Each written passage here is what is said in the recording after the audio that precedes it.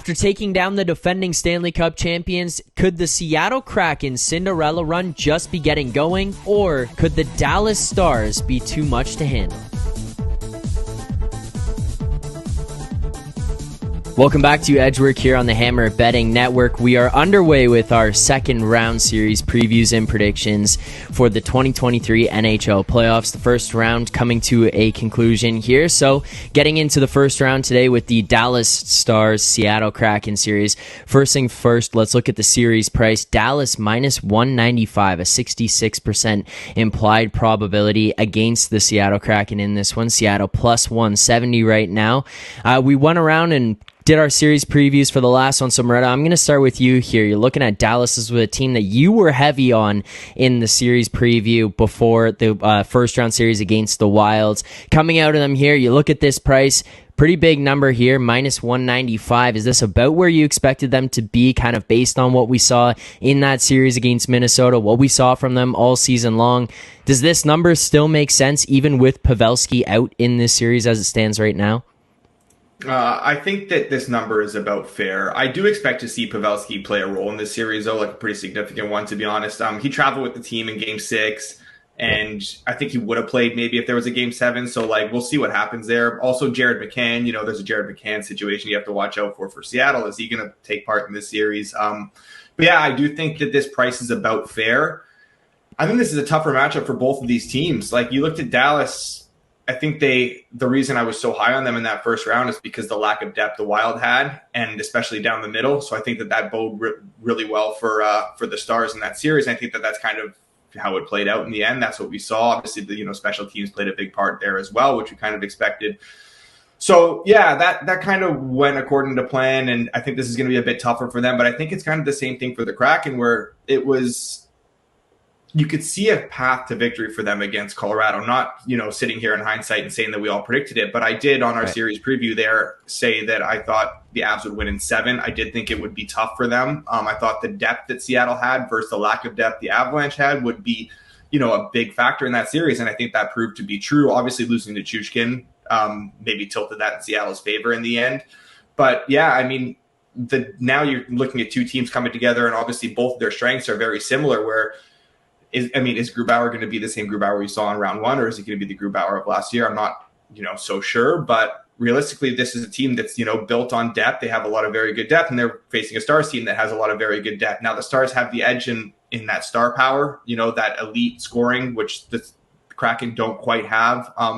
So, maybe that proves to be the difference. But I think these are two teams that sort of match up very similarly, and I think that it's going to be a very tight series. Yeah, we're looking at a Dallas team that has at least some superstar goaltending here in Jake Onger. You look over to Seattle, and kind of unexpectedly, they're getting some incredible goaltending out of Grubauer. Alex B., do you think that this goaltending from Grubauer that he gave to Seattle in the first round there, and specifically against Colorado and in Game 7, can continue for him throughout this series against Dallas? Can he go toe-to-toe with Jake Onger here? I don't know about toe-to-toe. He's in good form. And the key to looking at second round, third round, of course, the Cup final is when you're talking about which team has good momentum. And Grubauer has great momentum right now. That's what you want from your goaltender in the postseason.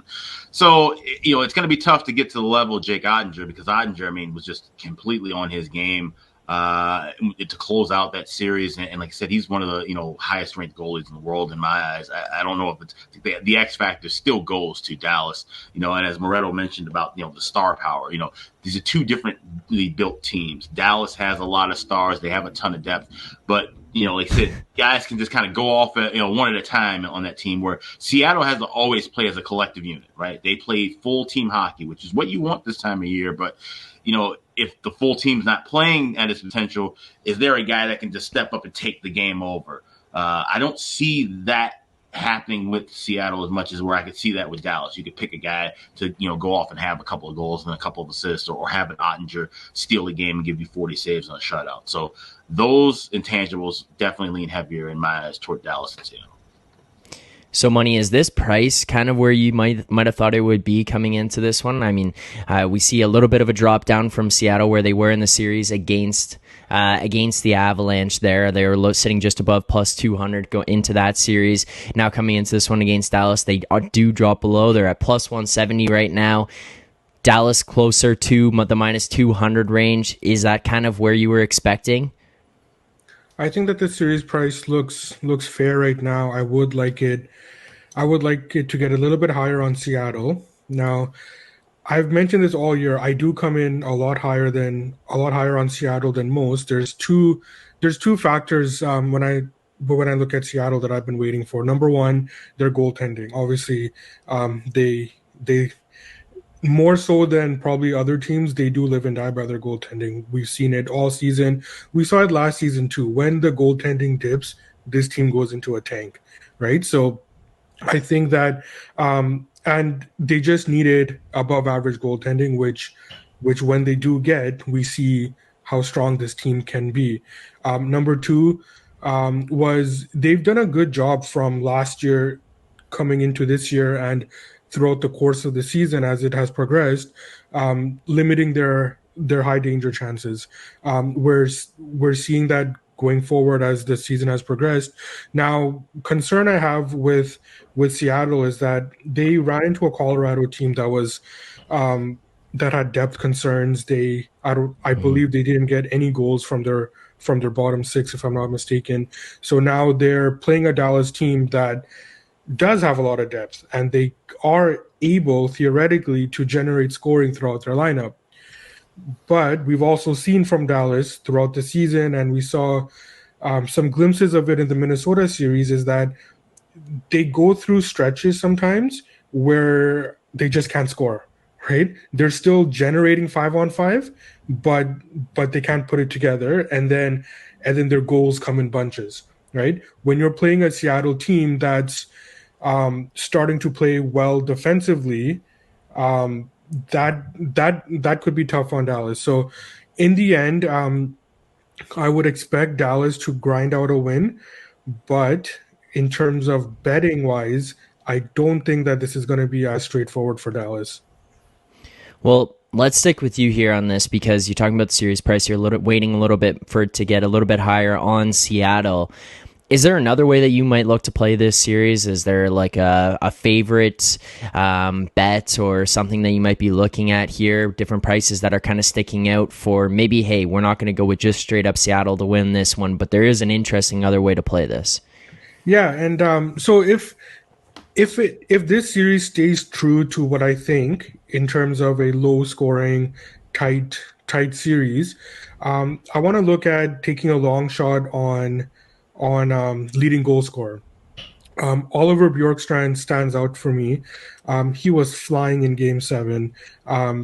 He looked amazing. He hit a couple of posts. He did score, and he's one of those guys that Seattle picked up for dirt cheap, and he's shown signs of getting it together. But I think that if he is putting it together now, he'd be a guy at about 15-1 that I see where to lead this series in scoring. Now, if this series doesn't play out the way I think, and if Dallas is able to score in bunches, then it has no shot to win. But at 15-1, if it's a tight series, he's the kind of guy that I would want to take a shot at.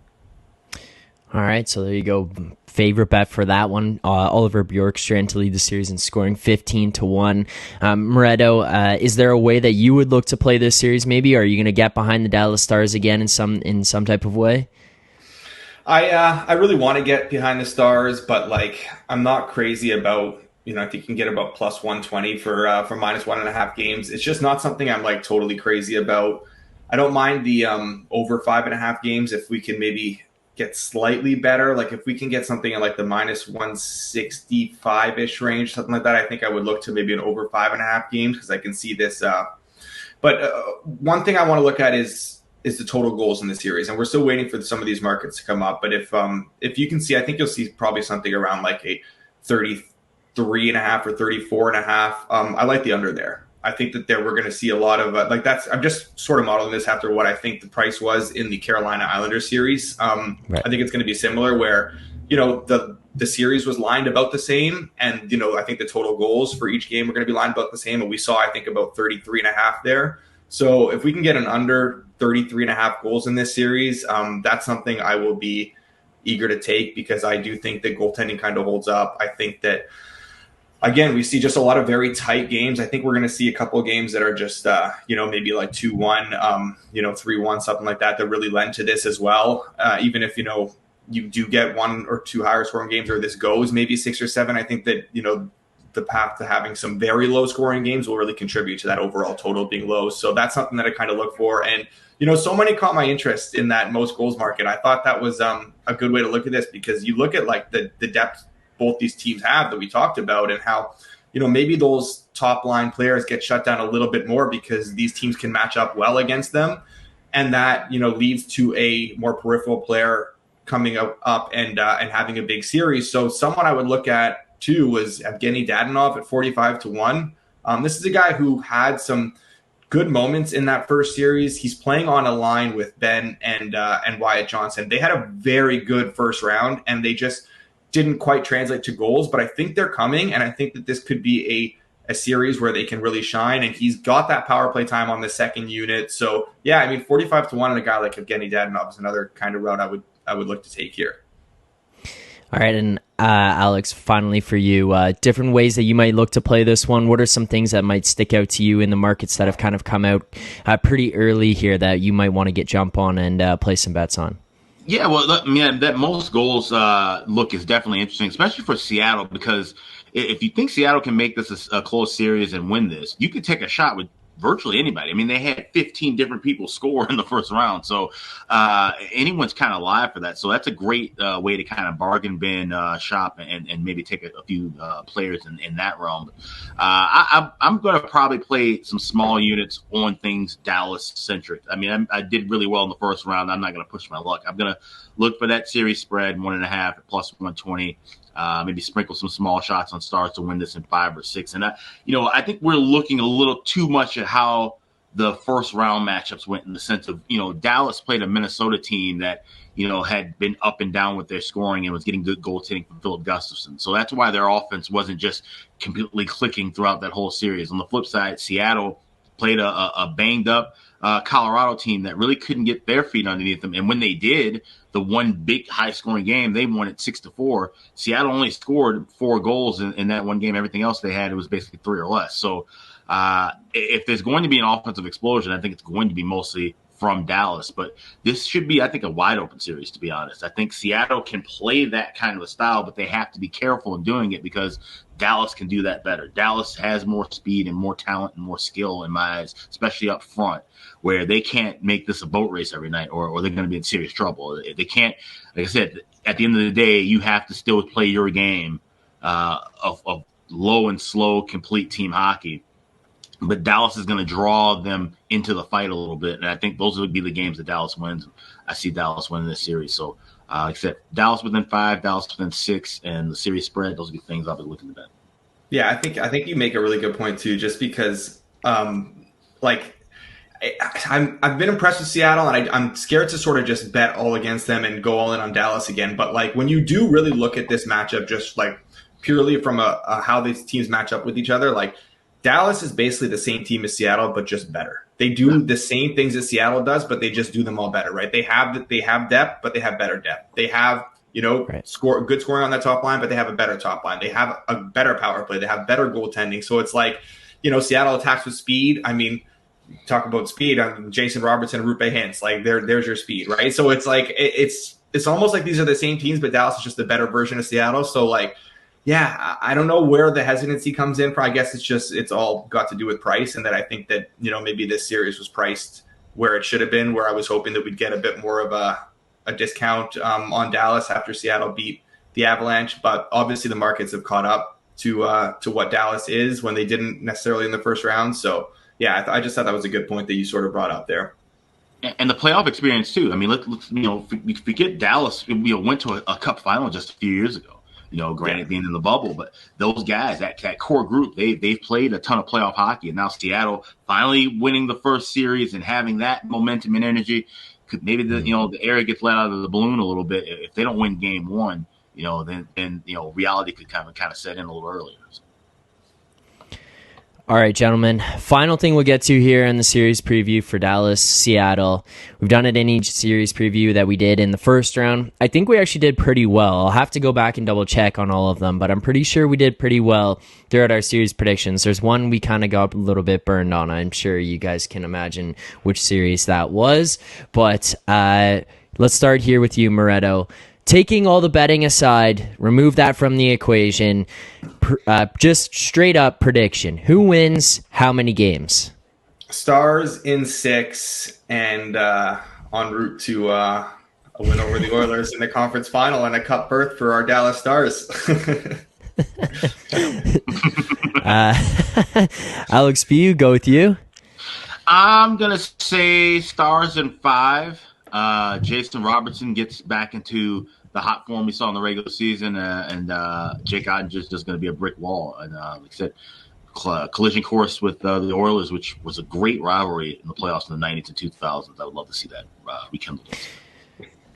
All right, and as we know in betting, it's not always about who you think is going to win or what you think is going to happen. Sometimes it's about finding values in numbers and at different edges in numbers. So Money said maybe he's looking for a little bit more on Seattle there, but so Money, or you think Seattle's winning this one, or is this just an angle you might be looking at to bet on it? As much as I would love to see Dallas and Edmonton in a conference final and bring back memories of Todd Marchand scoring that breakaway goal on Andy Moog, I think this series goes 7. If it goes 7, I've seen this story before. Seattle in 7 before they run out of gas against the Oilers. He's scared. Right. He's scared of our Stars. Yeah.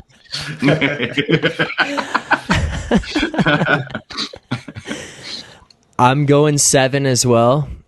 I think I'm taking Dallas in 7 in this one, so I'll be on the same side as you, as the Alex is here in this, but I'm getting this one to 7. That's where I see this one going. But thank you to everyone who tuned in here today to this series preview. Much more where this comes from, so if you do want to see the rest of them, make sure to subscribe here to the Edgework HQ YouTube channel. You can also hit like on this video and drop below your thoughts in the comments. What is your favorite pick for this series? Is it a player prop? Is there games you're looking for, total goals, series spreads? Are you taking one side or the other? And what is your series prediction? We want to hear them all in the comments below, so make sure to let us know. Alex, so Money, thank you guys for taking the time to do this. Thank you for the insight, the analysis as always. Greatly appreciate it. Enjoy the second round and good luck on your bets.